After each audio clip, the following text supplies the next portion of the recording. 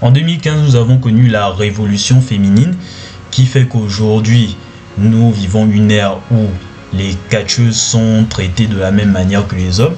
Elles jouent un rôle aussi important, voire même plus important dans certains points, au point d'avoir des stipulations, les durées de match et même la partie compétition. Elles ont même d'ailleurs des pay-per-view en leur honneur. Ça montre clairement que l'ère des divas est loin derrière nous, même s'il reste quand même quelques stigmates à l'heure d'aujourd'hui. Et c'est pour ça que cette vidéo existe, pour parler des 5 catcheuses qui sont en fait des divas modernes.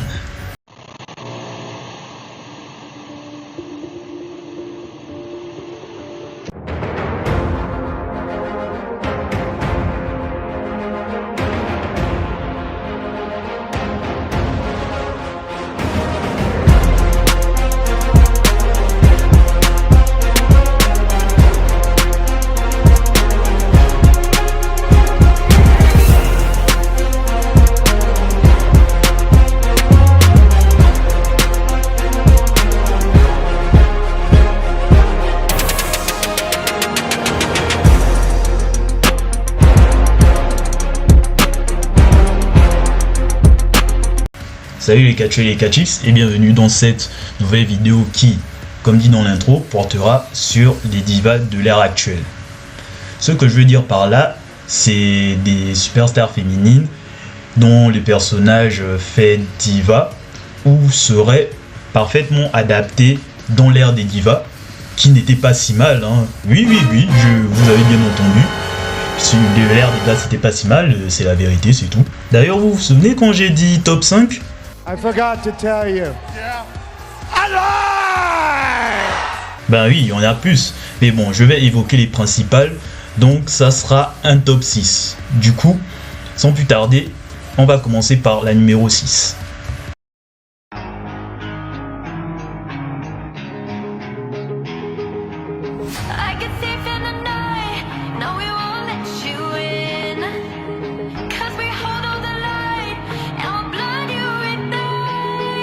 Fatal Influence.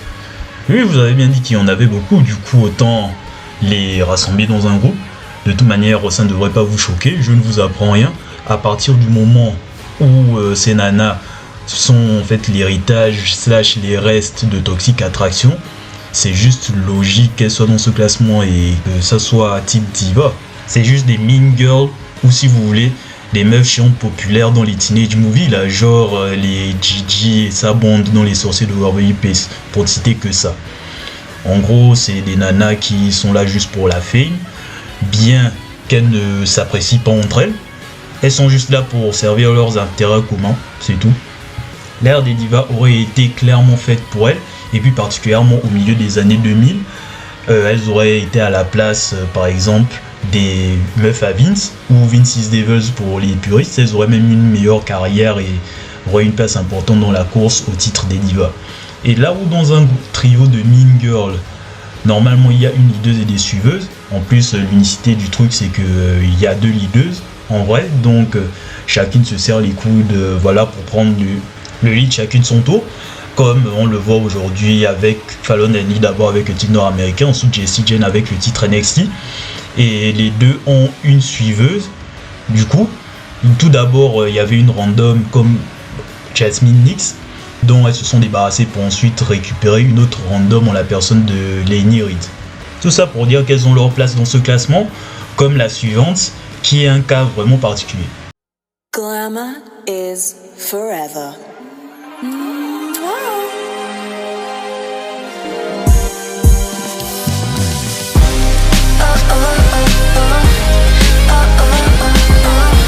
Blake Monroe. J'aime beaucoup Blake Monroe, surtout sa période Miami à la AEW. En plus, elle a une bonne continuité avec le personnage de Blake Monroe à NXT. Et elle a une bonne présentation à la Sabrina Carpenter. C'est très bien, la musique lui va totalement. Même si je l'ai tellement écouté hors contexte sur les réseaux sociaux et surtout sur TikTok que j'en peux plus de ce thème. Et ça reste un bon thème quand même. Et je me demande d'ailleurs jusqu'à aujourd'hui qu'est-ce qu'elle fait à NXT alors qu'elle est totalement prête pour le main roster, mais bon, je m'égare, c'est pas le sujet. Blake Monroe, comme j'ai dit, la présentation est très bien, ça fait vraiment pop star quoi. Elle fait assez Margot Robbie dans Barbie, voilà. Comme quoi elle coche bien les cases de diva, et ça aurait pu s'arrêter là. Mais on voit très bien que rien que dans sa continuité, elle garde quand même un côté assez sombre, un côté folle furieuse quoi, qui peut être très dangereuse. Ça caractérise très bien ce côté veuve noire. En fait, Blake Monroe, c'est une Victoria des temps modernes mais version glamour. Elle aurait apporté ce côté diva modèle et le côté agressif. Donc elle aurait clairement pu être une mémé venteuse pendant la roussette agression dans l'ère des divas. D'où sa place dans cette liste. On va un peu souffler, on va souffler et on va enchaîner sur un plus petit nom, mais je pense qu'il y en a certains qui vont se demander ce qu'elle fait là.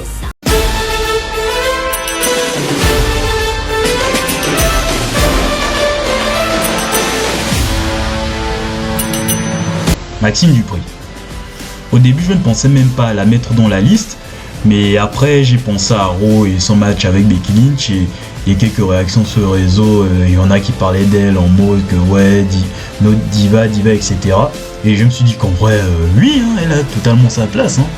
Elle a d'abord commencé en tant que manageuse, ensuite transité en tant que catcheuse et elle s'en sort plutôt bien. En fait, c'est la catcheuse que Lana rêve d'être.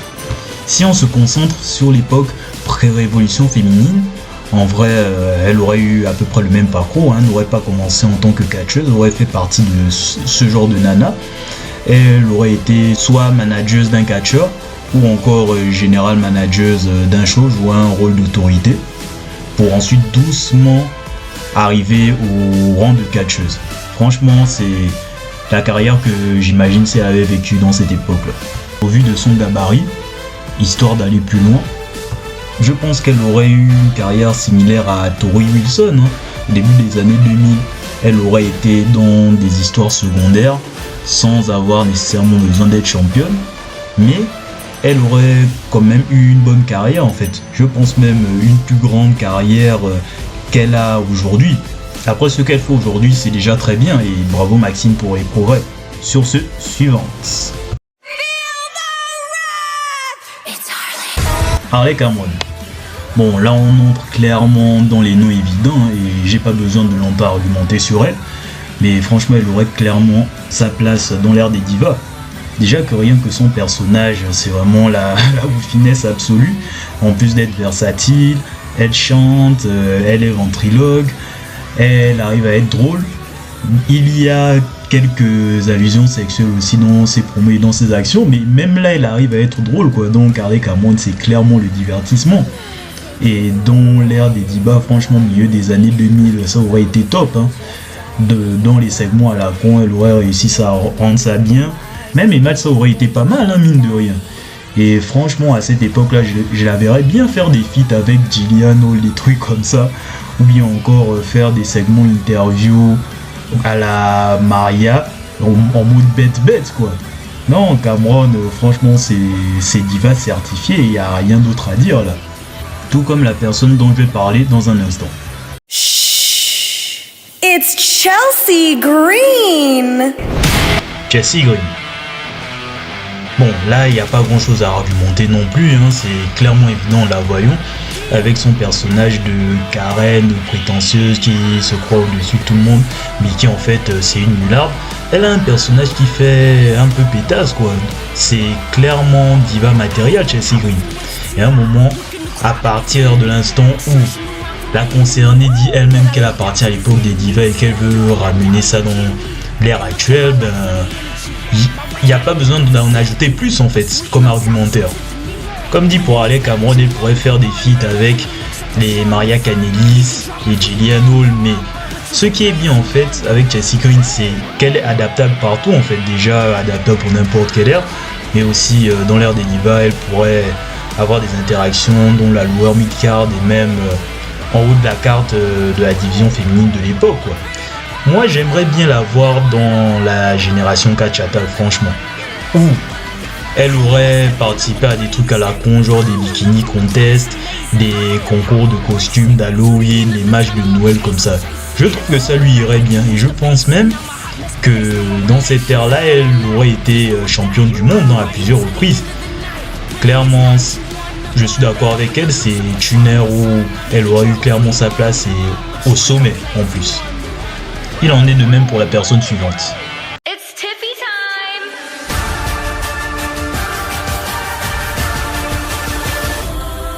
Tiffany Stratton.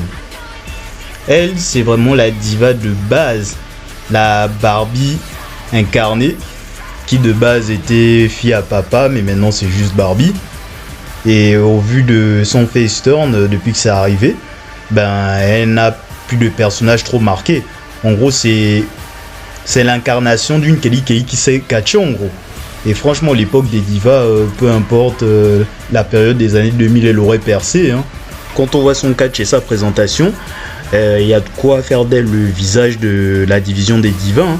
C'est clairement la relève de Trish Stratus. De toute manière, ça semble être le projet aujourd'hui. Ce qui justifie sa place au top de cette liste. Par contre, ça ne sera pas la dernière dont je vais parler. Je vous prévois une petite surprise.